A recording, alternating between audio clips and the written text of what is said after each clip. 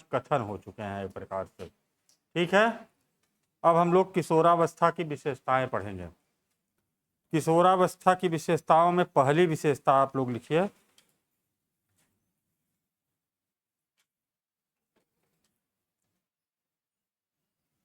किशोरावस्था में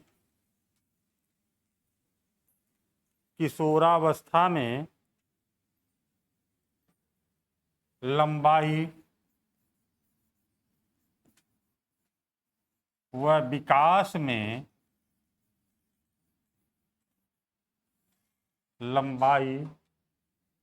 विकास में तीव्र वृद्धि देखने को मिलती है।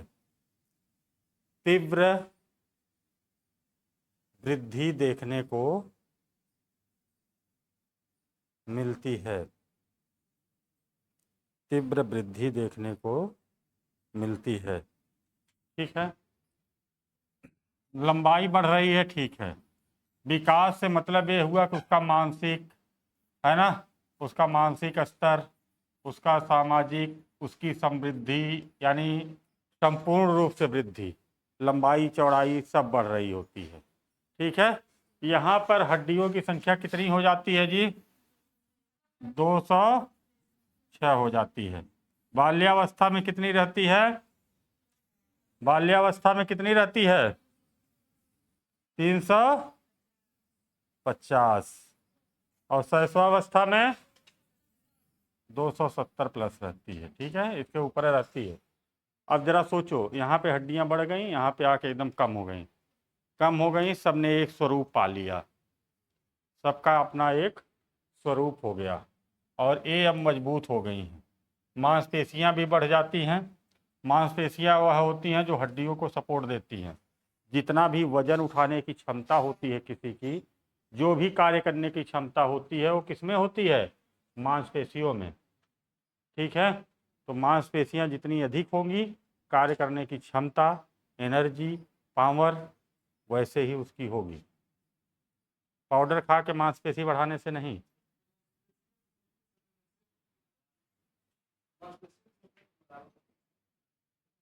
संख्या बराबर होती है, मोटाई बढ़ने की, उसके पूर्ण विकसित होने की, ये स्तर अलग होता है ना। समझ में आ रहा है? पॉइंट 2,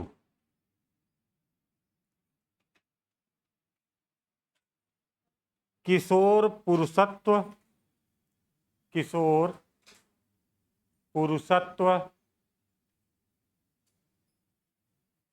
एवं किशोरी पुरुषत्व,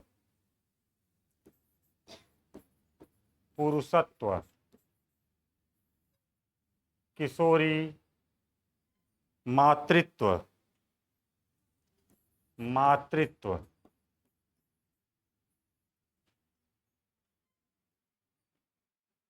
को प्राप्त करती है,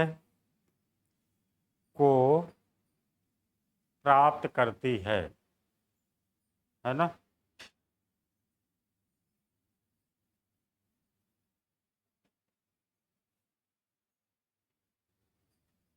कुल मिलाकर के जो किशोरावस्था है, इसका जो काल है, आरंभिक काल, वो 12 वर्ष का अंत, है ना, 12 वर्ष का अंत और 13 वर्ष का प्रारंभ यहीं से शुरू होता है। ठीक है, और ये रहता कब तक है जी? 18 वर्ष के अंत तक, है ना, किशोरावस्था। तो बहुत सारे देखिए, लगभग हमारे हिसाब से भारत में 80% शादियां जो हैं 18 वर्ष तक हो जाती हैं, है ना।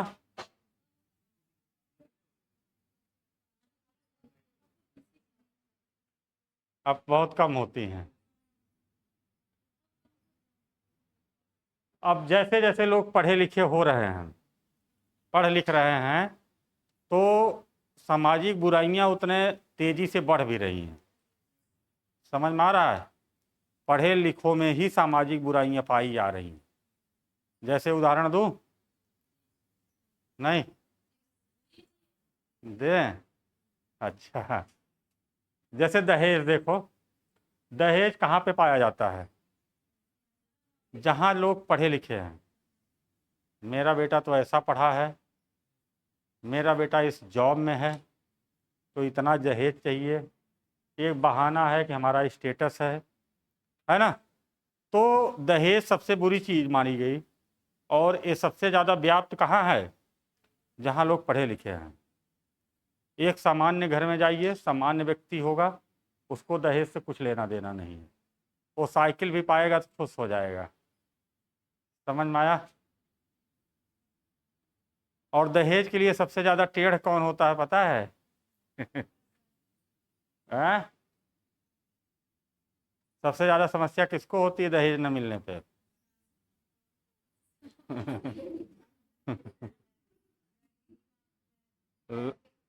माँ और बहन को उसके, ये दोनों समस्याओं से घिर जाती हैं। ठीक है। और सबसे ज़्यादा प्रताड़ना भी यही करती हैं। सहमत हैं?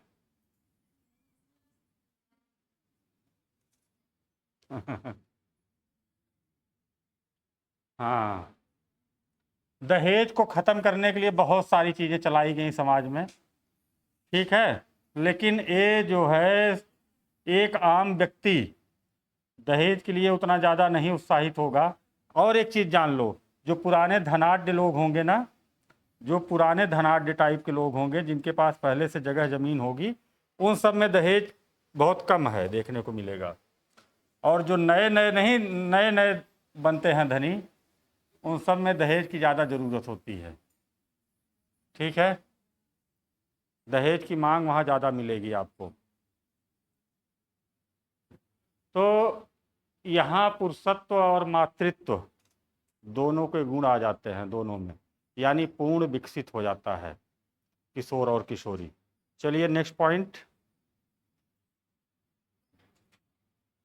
मानसिक शक्तियों का तीव्र विकास होता है। मानसिक शक्तियों का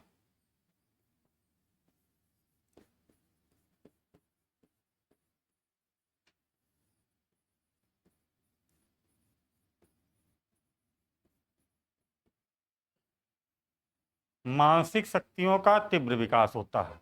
मानसिक विकास सबसे ज्यादा कब होता है जी? मानसिक विकास सबसे ज्यादा कब होता है? शैशवावस्था में। और मानसिक शक्तियों का विकास सबसे ज्यादा कब होता है? किशोरावस्था में। ठीक है। तो यहाँ पर सबसे ज्यादा मानसिक शक्तियों का विकास हो जाता है। मानसिक शक्तियाँ क्या होती हैं? मानसिक शक्तियाँ हैं क्या?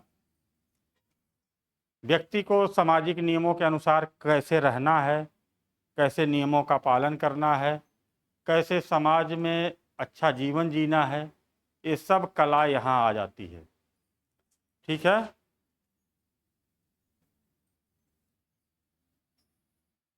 ये हो गया मानसिक शक्ति। चलिए नेक्स्ट पॉइंट,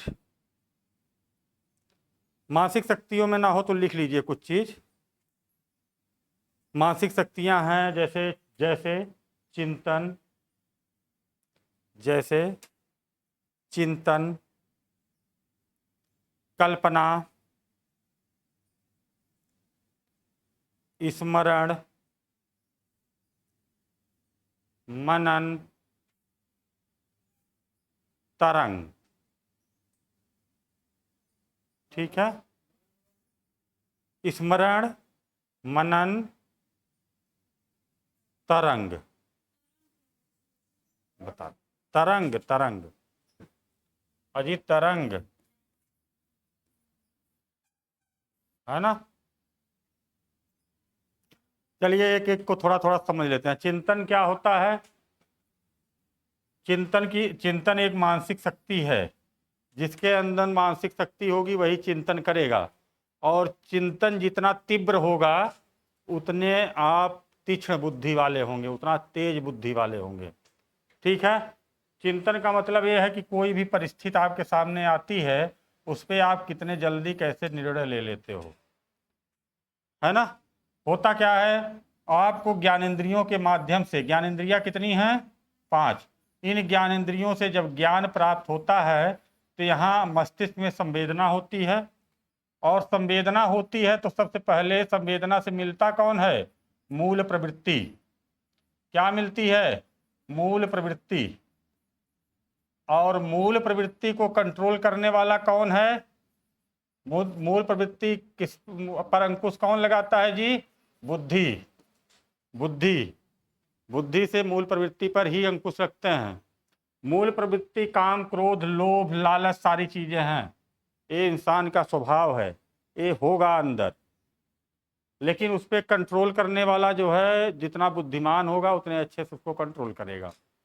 अब होता क्या है, किसी भी परिस्थिति में अगर उसको बहुत ज़्यादा क्रोध आ जा रहा है तो उसके पास बुद्धि की कमी है।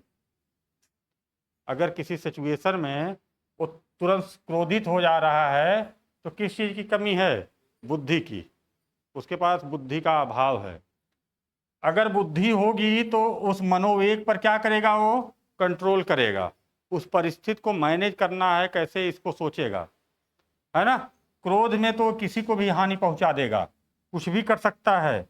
लेकिन जब उसके पास बुद्धि होगी तो वो कानून से डरेगा, चीज़ों को समझेगा, उसके बाद सारी चीज़ों पर वो एक्शन रिएक्शन करेगा, और जिसका प्रभाव अस्थाई होगा। समझ में आ रही बात? तो मूल प्रवृत्तियां जब आती हैं तो हमारे मस्तिष्क में उस चीज़ को लेकर के उसका पोस्टमार्टम होता है, जो कहा गया यहाँ अंदर पोस्टमार्टम हुआ, मतलब उसका विश्लेषण किया जाता है कि यह करने, इसके बदले यह करने पर, यह करने पर, यह करने पर, मार देने पर, या धीरे से प्यार से समझा देने पर, या किसी परिस्थिति को तार्किक ढंग से समझ लेने पर जो परिणाम है उसको दिख जाते हैं। यह है बुद्धि। तो बुद्धि जब रहेगी तो वो जानता है कि मैं इसको कंट्रोल कर लूँगा परिस्थिति को, तो वो क्रोध नहीं करेगा। समझ में आया? कुल मिला करके बुद्धि जो है आपको परिस्थिति से लड़ने के लिए पहले ही सतर्क कर देती है। जिसके पास बुद्धि है वो डेली व्यायाम करता होगा, अपने आप को मजबूत करेगा। वो सो करके मोबाइल ही नहीं देखेगा, वो अपने आप को मजबूत करेगा हर परिस्थिति में, हर परिस्थिति से निपटने के लिए।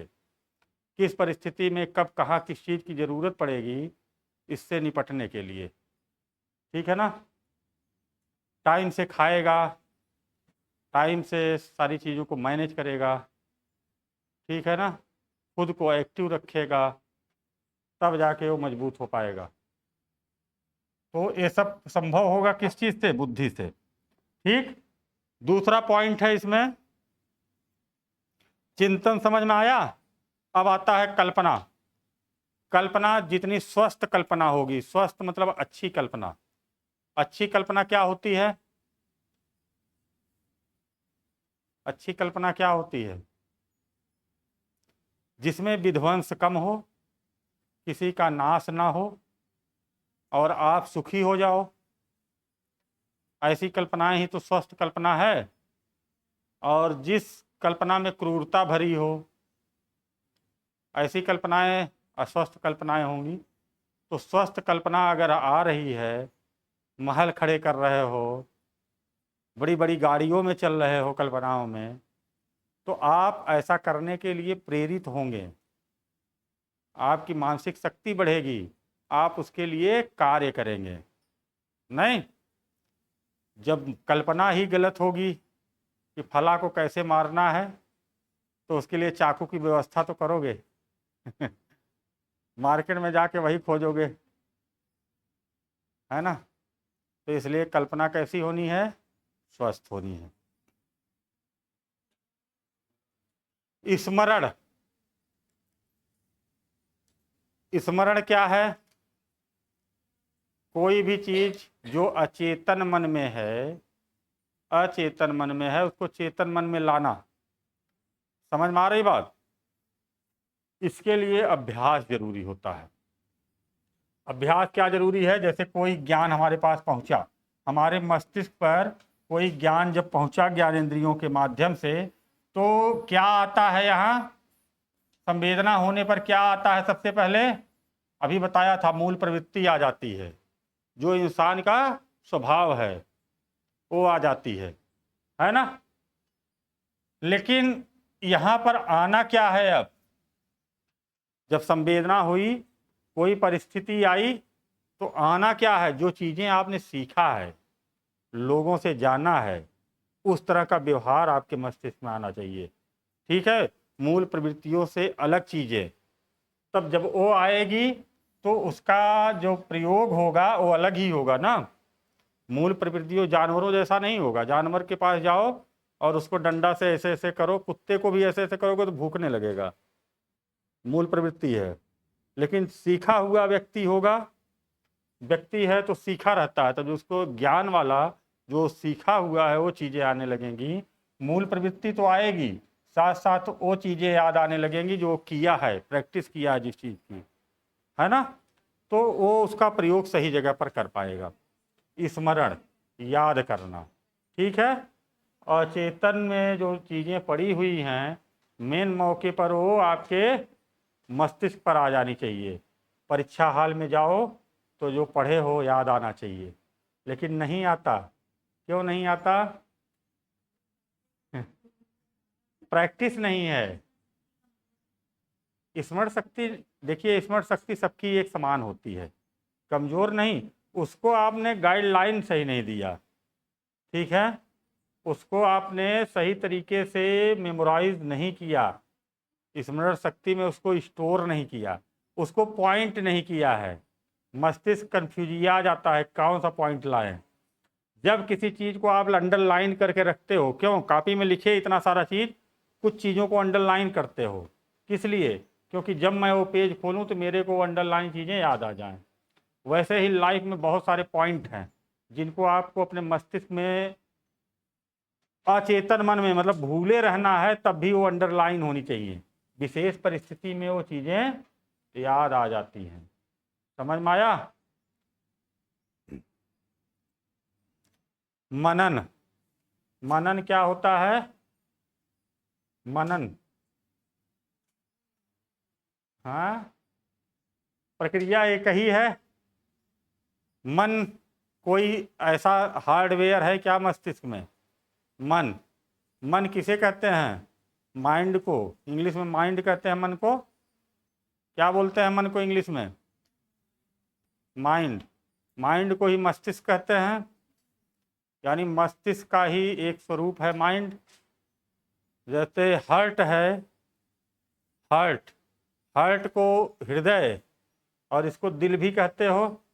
हर्ट टूट गया, तंदा तंदा टूट गया है। हार्ट टूट जाएगा तो क्या होगा? आदमी जिंदा रहेगा? ब्लड फ्लो ही नहीं करेगा बॉडी में, ठीक ना। तो वो भावना, जो उसके भाव हैं, वो एक भाव प्रकट किया जाता है, ठीक है ना। तरंग, तरंग क्या है? बोलो, तरंग क्या है? इस मस्तिष्क में हर तरह की चीजें भरी पड़ी हैं। जिस तरह का परिस्थिति आई, कुत्ते ने खेदा तो कुत्ते ने खेदा तो कुछ लोग भागेंगे, बाइक से है तो बाइक भी भगाएंगे, कुछ लोग क्या करेंगे, बाइक को रोक देंगे, है ना। तो तरंग दोनों में वैसे ही पनपी, वैसे ही उत्पन्न हुई। कुत्ता जब खेदता है, पता चला किसी को बैठा के ले जा रहे हो, वो भी लेडीज, मम्मी को ही बैठा के ले जा रहे हो, और कुत्ता खेदा, तो तरंग जब उत्पन्न हुई तो आप भागते हो बड़े तेजी से। ऐसे में मम्मी पता चला पीछे गिर गई। हम्म, हाँ, तो जो सीखा है वो गाड़ी को तुरंत रोक देगा, क्योंकि पता है कि कुत्ता अपने आप रुक जाएगा, फिर पास नहीं आएगा, कितना भी तेज वो आया हुआ है वो रुक जाएगा। तो तरंग के अकॉर्डिंग स्मरण आया, है ना, मनन हुआ कि आपको कैसा करना है, कैसे परिस्थिति में क्या करना है, ठीक है, चीज़ें स्मरण हुई, आपने वैसा रिएक्ट किया। इसीलिए अभ्यास आपके शिक्षा का एक अंग है। शिक्षा के 3 अंग हैं, क्या क्या? अभ्यास, प्रशिक्षण और और अनुभव। वेरी गुड, ठीक है। चलिए नेक्स्ट पॉइंट, किशोरों में संवेगों की प्रबलता देखने को मिलती है। किशोरों में संवेगों की प्रबलता देखने को मिलती है।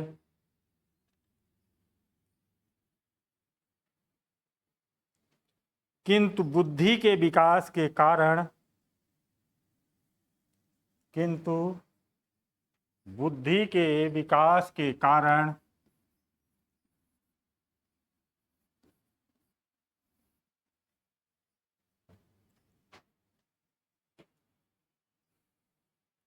वह इसे समन्वित रूप से संचालित करता है। वह इसे समन्वित रूप से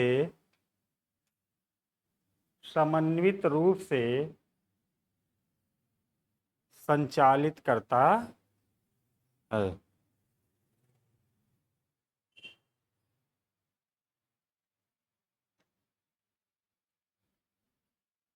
ठीक है। संवेग क्या होता है? मूल प्रवृत्ति का आधार। मूल प्रवृत्ति, हर मूल प्रवृत्ति का एक संवेग है ना? सबको पता है कि नहीं? बताओ, क्रोध मूल प्रवृत्ति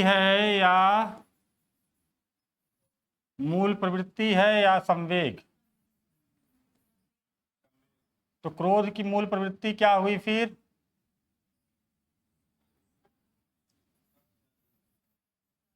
बोलो।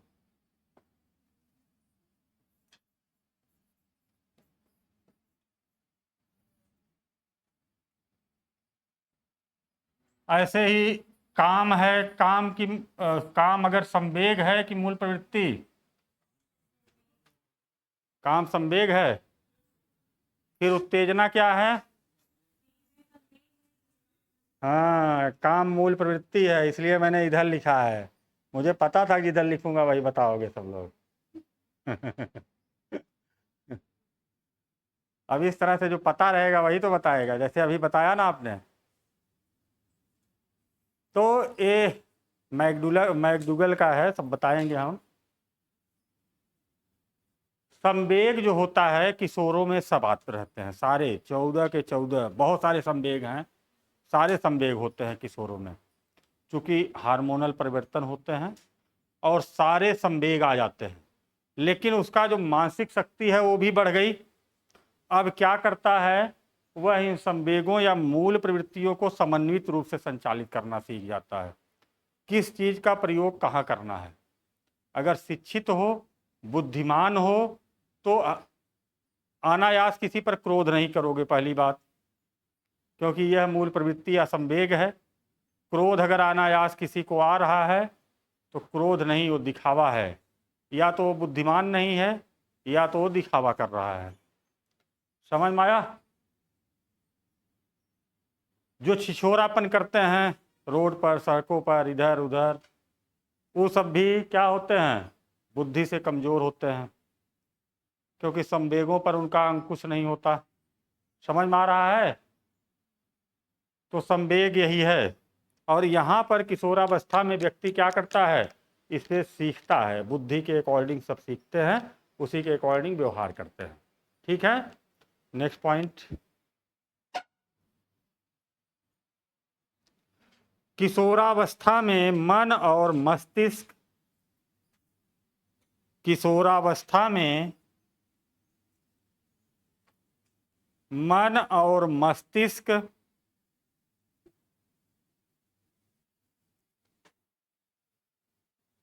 चंचल और अस्थिर होता है।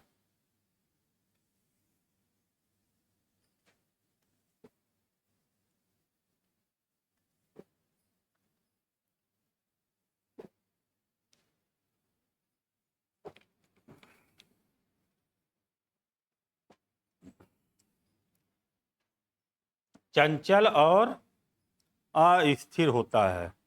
यानी मस्तिष्क मस्तिष्क में रहने वाली जो भावनाएं हैं, जिसको मन कहते हो, यह बड़ा चंचल होता है, अस्थिर होता है। मन में किसी बात का आ जाना बुरा नहीं है ना, लेकिन मन में आई हुई बात को क्रिया रूप दे दिया जाए और उस क्रिया रूप से कोई दुखी हो जाए, यह बुरा है। समझ में आया? मन में कोई भी बात आना बुरा बात नहीं है, और उसको क्रिया रूप देने पर अगर उससे किसी का अहित हो जा रहा है, उसका बहुत बड़ा नुकसान हो जा रहा है, तो ये क्या है? बोलो, ये अच्छा नहीं है। अच्छा फिर क्या है? अगर वही क्रियाकलाप लोगों के लिए या जिसके प्रति उस संवेग का प्रदर्शन किया गया उसके लिए लाभदायक हो गया, तो अच्छा है। ठीक है। संवेग से प्रेरित यानी मूल प्रवृत्तियों पर आधारित कार्य जो होते हैं, उसको कभी इंसान को सिखाने नहीं पड़ते। समझ में आया? वो जेनेटिक रूप से रहेंगे, उसके सारे गुण, वो सारे क्रियाकलाप। जैसे क्रोध करना किसी को सिखाया जाता है क्या, कि बेटा यहाँ पे खूब क्रोध करो? ऐसा कभी करना पड़ता है? जरूरत पड़ने पे वो अपने आप आता है, और वो क्रियाकलाप भी उसी के अकॉर्डिंग करता है। तो ये चूंकि मूल प्रवृत्ति है, जन्मजात उसके लक्षण हैं, एक मनुष्य में वो पाया जाएगा, है ना। तो मूल प्रवृत्तियों से प्रेरित जितने भी काम हैं, वो काम कभी सिखाने नहीं पड़ते, वो नेचुरल है, वो अपने आप लोगों को आता है। ठीक है, चलिए नेक्स्ट पॉइंट।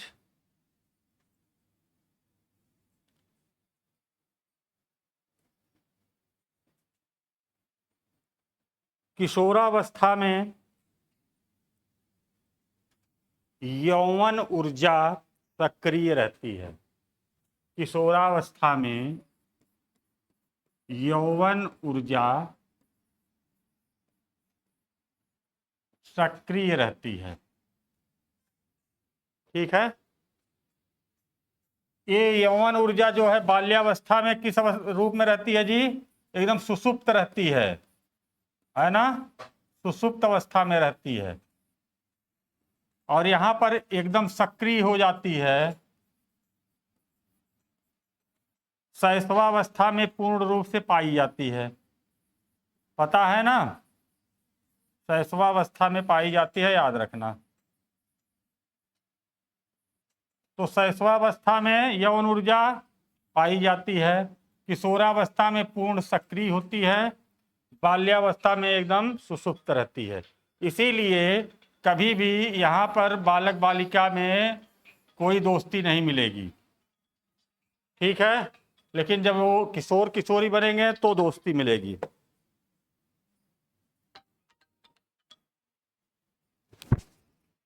हाँ हेलो।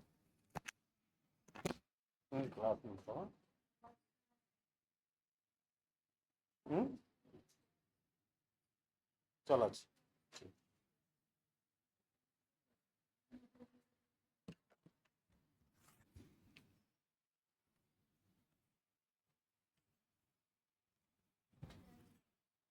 चलिए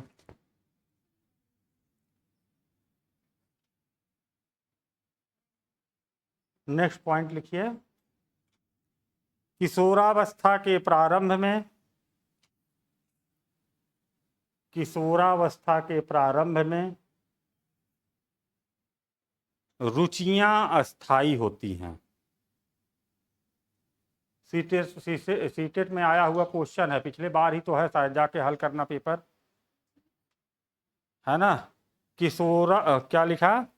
किशोरावस्था के प्रारंभ में रुचियां अस्थाई होती हैं, वहां चेंज कर दिया है, रुचियां अस्थाई होती हैं। ठीक है, तो यही गलत था, अस्थाई होती हैं। लेकिन बाद में, लेकिन बाद में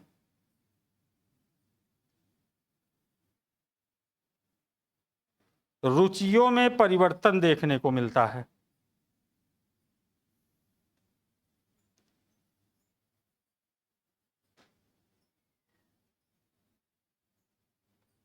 रुचियों में परिवर्तन देखने को मिलता है।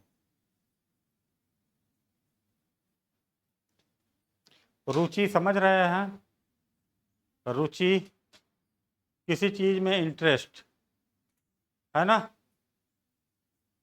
तो जब बाल्यावस्था से बालक किशोरावस्था में पहुंचता है, उस समय जो इंटरेस्ट होता है उसका जरूरी नहीं किसी एक पर हो, किसी एक चीज पर हो।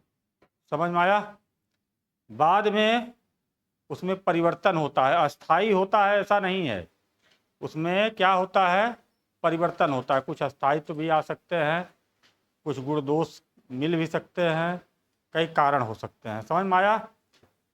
किसी चीज़ की ज़रूरत है, ज़रूरत के हिसाब से उस पर उसका इंटरेस्ट है ना? जैसे अब उस समय ज़रूरत है घर में एक मोटरसाइकिल की, तो मोटरसाइकिल के लिए वो लालायित रहेगा। ज़रूरी नहीं कि उसको FZ ही चाहिए, मतलब बहुत महंगी वाली बाइक चाहिए।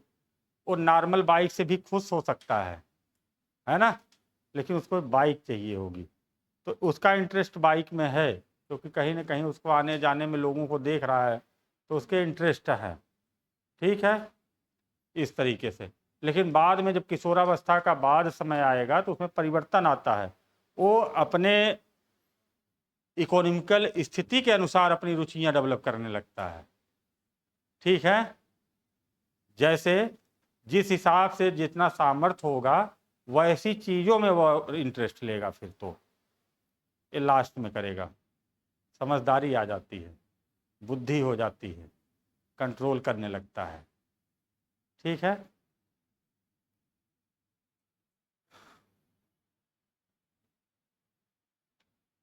नेक्स्ट पॉइंट, दिवा स्वप्न। दिवा स्वप्न,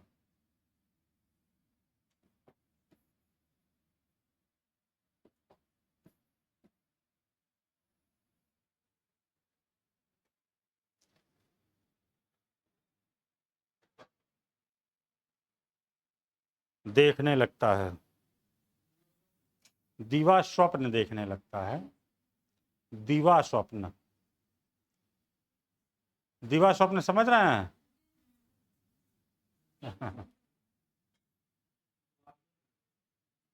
मम्मी पापा बिगड़ते रहेंगे कि काहे ये अलसियाया पड़ा हुआ है।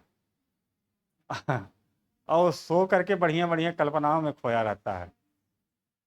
समझ में आया? जीवन के एक बहुत खूबसूरत खूबसूरत सपने गढ़ रहा होता है। हर आलसी वही कर रहा होता है।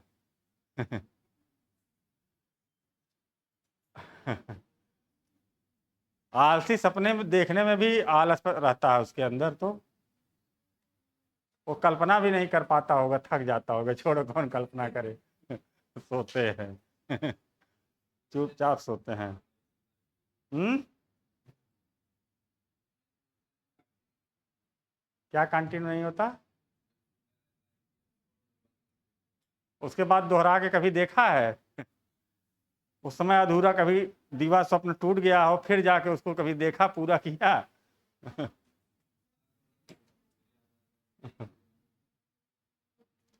नहीं, नहीं किया ना, क्योंकि उससे अच्छी अच्छी कल्पनाएं आ गई थी तब तक बाहर निकलते ही।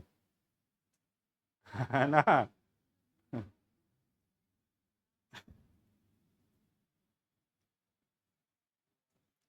नेक्स्ट पॉइंट लिखिए, समूह में घनिष्ठ मित्रता। समूह में, समूह में घनिष्ठ मित्रता देखने को मिलता है।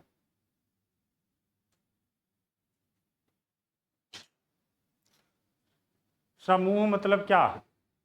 जैसे किशोरावस्था में जो भी समूह बना उन लोगों का, 3-4 लोगों का, 5-6 लोगों का, तो ऐसे में वो सारे दुख दर्द अपना सब लोग शेयर करते हैं, और एक शेयर कर रहा होता है तो उसका दुख दूसरे को अपना लगता है, और उसको वो किसी न किसी रूप से हल करता है।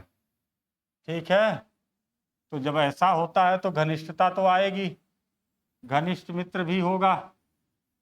मित्र का मतलब ही है सहारा, है कि नहीं? तो यहां पर ये चीज पाई जाती है।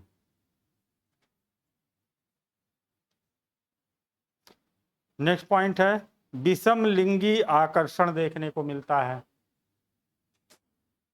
विषम लिंगी आकर्षण देखने को मिलता है।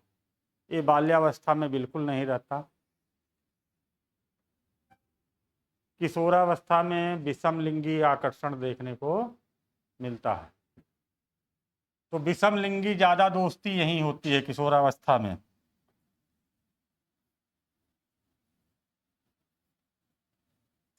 अब जब बुद्धि नहीं होगी तो लोग बहक जाएंगे, पशुवत व्यवहार कर जाएंगे। बुद्धि होगी तो बुद्धि से काम करेंगे। ठीक है, व्यवहार कैसा होगा? बुद्धि वाला, संवेगों पर कंट्रोल होगा, है ना। नेक्स्ट पॉइंट, त्याग, त्याग, बलिदान, सेवा, सहयोग,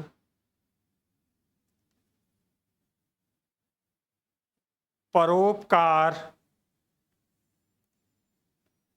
मित्रता किशोरावस्था का प्रमुख गुण है। त्याग, बलिदान, सेवा, सहयोग, परोपकार, मित्रता किशोरावस्था के प्रमुख गुण हैं। त्याग का मतलब ये है किशोरावस्था में टिफिन लेके आया है कोई, अगर उसके ग्रुप का भूखा है तो खिला देगा, नहीं खाएगा भूखा रह जाएगा। कितना बड़ा त्याग किया।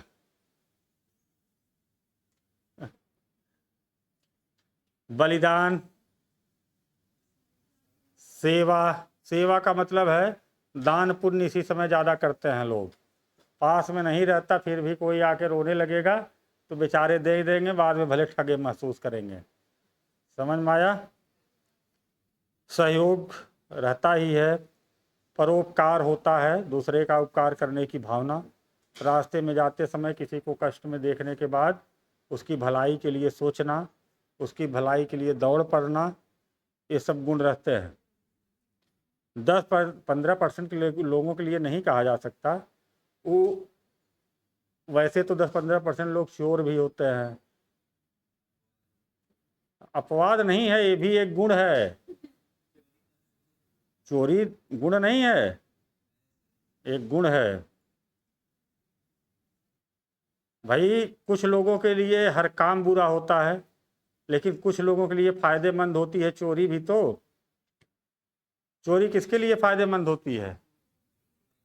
चोर को, चोर के परिवार को चोर के दोस्तों को, जाके खूब खर्चा वर्चा करता है फिर।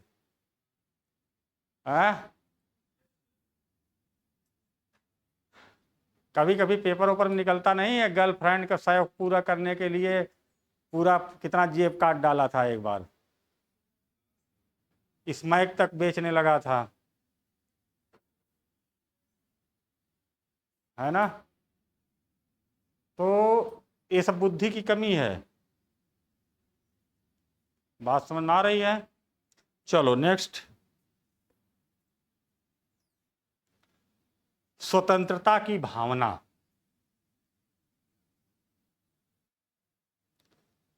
स्वतंत्रता की भावना, स्वतंत्रता क्या होती है?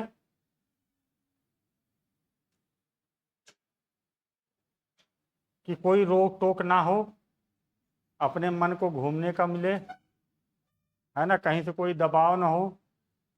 ये सब भावनाएं किशोरावस्था में रहती हैं। कोई रोकने टोकने वाला ना हो, रहती है ना। बहुत सारे लोगों को तो मम्मी पापा भी बुरे लगने लगते हैं हम्म, रोक टोक के कारण। क्यों विशाल जी? ना होता है कि नहीं?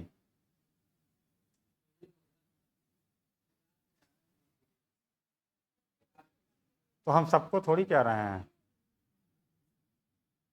हम सबको नहीं कह रहे हैं। अपने आप को तो बिल्कुल मत समझना।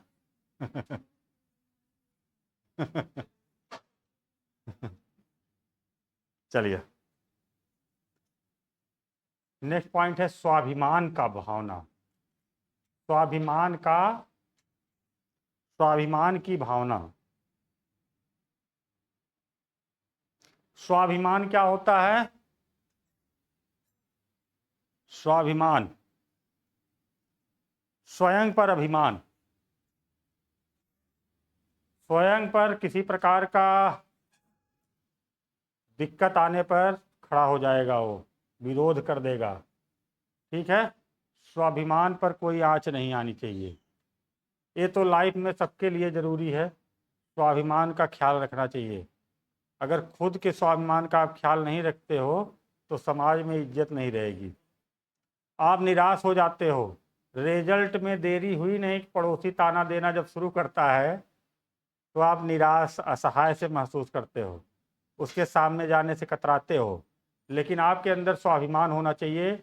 आप बाहर तक जाके ज्ञान अर्जित किए हो, उसको समझा देना चाहिए अच्छे से। ठीक है, उसको समझा देना चाहिए कि मैं जिस लिए गया था वो मेरा अपना है और मेरे लिए चिंता करने की तुमको कोई आवश्यकता नहीं है। ठीक है, अगर कोई ज़रूरत हो तो मुझे बताना, हेल्प के लिए मैं अवेलेबल रहूँगा। हाँ, मौका मिलते ही धोखा दे देना।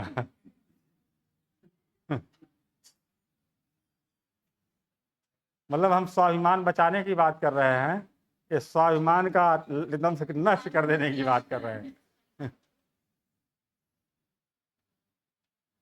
वैसे धोखा दे दोगे तो कोई बुराई नहीं है उसको।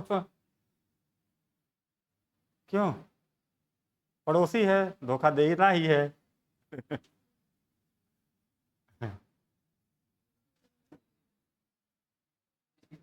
पड़ोसी से इतनी नफरत क्यों?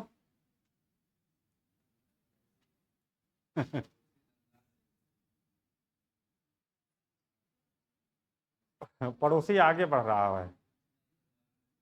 नहीं ना, ये तो बता रहे हैं लोगों की बातें, है ना, समाज की बातें बता रहे हैं।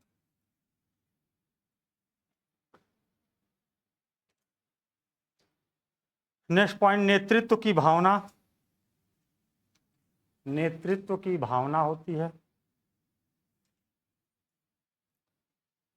अगला पॉइंट है वीर पूजा की भावना।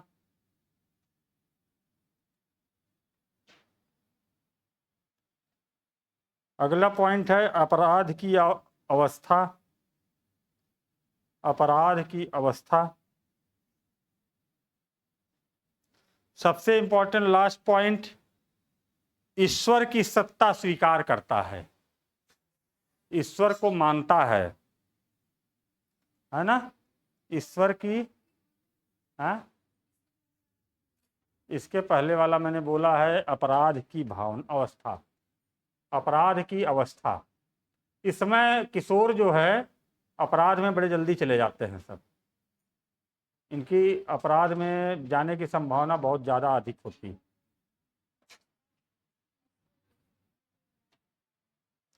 ईश्वर की सत्ता स्वीकार करता है, ईश्वर की सत्ता स्वीकार करता है।